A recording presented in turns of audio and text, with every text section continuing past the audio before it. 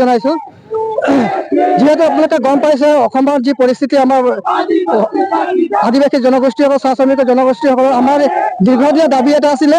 আমাৰ জনজাতিকৰণ মৰ্যাদা প্ৰদান কৰক অসম চৰকাৰ অতি শীঘ্ৰে আৰু আমাৰ চাহ শ্ৰমিকসকল আদিবাসীসকলৰ 551 টকা দৈনিক মজুৰি বৃদ্ধি কৰক লগতে আমাৰ ভূমিপট্টা যি প্ৰদান কৰাৰ সিদ্ধান্ত ইতিমধ্যে অসম চৰকাৰে এটা আলোচনা কৰি আছে বা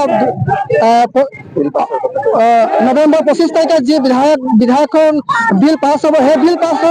অকল ভূমিপট্টা প্ৰদান কৰাৰ কথাটোৱে নহয় অকল চাহ শ্ৰমিকসকলৰ বাগানত থকা চাহ শ্ৰমিকসকলকে নহয় বাকী যিসকল চাহ উদ্যোগিত অঞ্চলত থকা ব্যক্তিসকলক মানুহসকলক ৰাজ্যক চাহ শ্ৰমিক আদিবাসী জনগোষ্ঠীসকলক তেওঁলোকক কেনেধৰণে পট্টা প্ৰদান কৰিব তেওঁলোকে এই বিল পাছখনতে আমাক সম্পূৰ্ণ তেওঁলোকে বিলটো পাছ কৰক আৰু আমাৰ দীৰ্ঘদিনীয়া যি দাবী সেই দাবী সম্পূৰ্ণভাৱে 25 তাৰিখে যদি তেওঁলোকে অসম চৰকাৰে যদি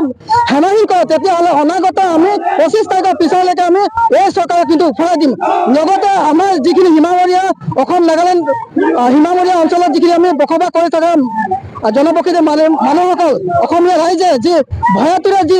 বসবাস কৰি জীয়াই আছে তেওঁলোকক এই সুৰক্ষিত সীমা সমস্যাটো